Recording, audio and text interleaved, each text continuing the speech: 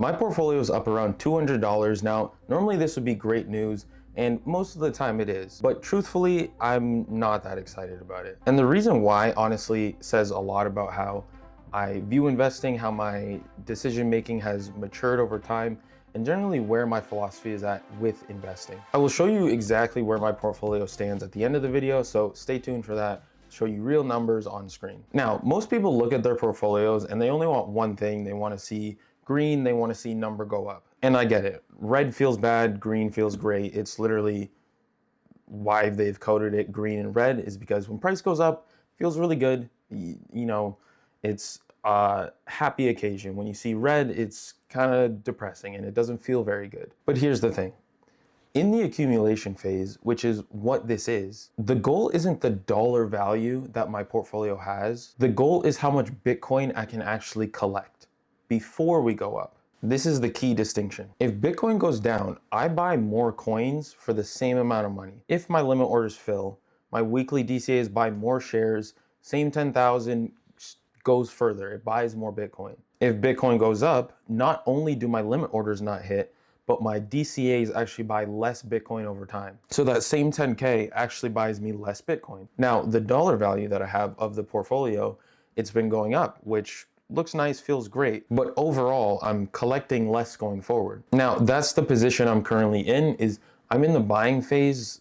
Green candles obviously feel good, but I'm looking to accumulate as much as possible. I have to turn 10K into 100K after all. So I'm in a position where price keeps going up, but it's counter to my actual goals. So that's the position I'm in. And that right there, what I laid out, is the fundamental tension I'm dealing with right now, and something I'm actively figuring out in this series. And that's overall why seeing green gives me kind of mixed feelings. It's obviously good in one aspect, but bad in the accumulation aspect. Now, I've kind of rambled on about my feelings and philosophy, and that's obviously one important part of investing. Now we can look at the actual data and see if what's going on is something we should be worried about. Like, should we start buying now and chasing prices because it might still go further? Should we assume this is a fake out and we're still going to go lower? This is something we will keep investigating on this channel. So if you're interested in that type of thing, obviously leave a like, follow, do all that stuff, and I will keep you guys as informed as possible because I am learning alongside you. So anything I learn, I share with you. So stay tuned. Now, speaking of the data, we go straight to the charts, and I have them pulled up here. One of the things I'm paying attention to is whether we break the 80K level, because that's a very clear structural flip of resistance. I think the prior support we had at around 78 to 80K, that's the key level I'm watching. Now, we actually had the previous weekly candle hit its head on that prior support, which would now signal that it's flipped to resistance, which is actually a good sign if we want prices to come down. So until we break 80K and we close a candle above there, technically there's nothing I should really be worried about, as there is no fundamental shift in the overall trend. And that's the thing I kind of want to stress looking at the data, is a lot of this realistically is just noise to me right now. I'm not swayed by much of it, but the general concerns I have and the feelings of missing out, the FOMO that comes with it, it's definitely present, and I want to talk through it because a lot of you are probably experiencing a very similar thing. If you started investing and you feel like you don't have enough, especially with Bitcoin, it's one of those things where you just keep wanting to get more. As soon as you understand it and you start investing in it, it's with stocks too, is once you get one, you want two. Once you have two, you want four. You always want to be getting more. So that was a bar. But the whole point is that if you're feeling like this at home, like you missed the window or you're behind and you haven't gotten enough, remember that your feelings are one thing, but the data is another. So stick to what you actually know and what the evidence shows. And that brings me on to my next point when talking about the evidence, is I have, in a prior video, I think it was my third episode, or maybe my fourth, I made a Bitcoin bottom checklist, and as of right now, we aren't actually seeing any significant bottom signals that are different from the ones we already marked down. We saw a flip to red in the Gaussian channel. We saw a basically a touch of the 200-week moving average, and we saw a dip to about 5 to 10 in the fear and greed index. Now, normally these are pretty convincing bottom signals, but of the 8 signals, we've only hit 3 so far. So nothing fundamentally has changed in my thesis. Obviously, we have to wait and see because as much as we can try and predict and see what's going on, we'll never really know till the next week and then the next week after that. So obviously, stay tuned, stay focused. Now is kind of the time to pay attention. So if you are investing in Bitcoin, pay close attention because real stuff is going on right now that you should be paying attention to. So we've gotten over a quick overview of kind of the stuff I'm looking at.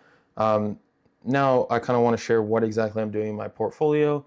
So realistically, I'm not changing anything. I'm actually just keeping my DCAs of $250 every Monday, every week.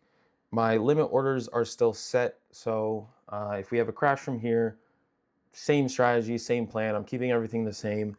But I am, I can't lie and say that I'm not swayed or convinced that something that strategy is doing may have an effect on the price, or what other institutions are doing, what countries are doing. All of this, once again, and I'll keep saying this through the entire series, is that all of this is important information, but until it actually shows it is the reason for something, or it's actually changing the trend, or it causes a new cycle to arise, unless there's a shift in something, I can only go with the evidence I have, and the plan I set isn't going to change just because of some news, just because of some headline, because Michael Saylor tweeted this, XYZ, right? I'm staying static. I'm keeping my strategy until something else proves otherwise. Now, I want to take a quick break and mention some of the affiliate links I have. I obviously, I'm going to get into my portfolio, but I buy everything on Wealthsimple. I do it in my TFSA. I buy the IBIT Canadian version, and all of that is possible, not specifically, but through Wealthsimple. It's the bank I use. It's the one I suggest. So if anybody's looking for a new bank, or they're looking to start their investing journey, I seriously recommend Wealthsimple. So if you want to use it, I have a link in the description. And also, because this is a Bitcoin channel and I truly believe in the sovereignty of your Bitcoin, holding your own keys, I also have a link to Trezor down in the description. I personally use a Trezor Safe 5, and it's a pretty good experience. It's obviously the most secure and best way to hold your Bitcoin. So if you're looking to store your Bitcoin yourself, actually have the keys, then the link to Trezor is in the description.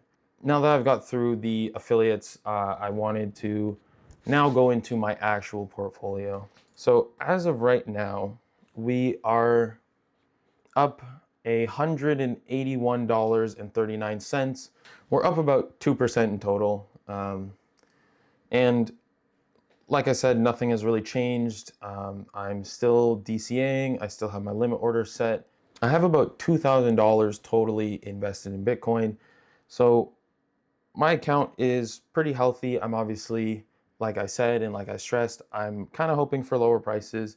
I want to accumulate as much as I can at those lower prices. So that is what we're watching for. That's what I'll be keeping you guys updated on. And time will tell. We'll see what happens. So if you enjoyed this video, thank you for watching.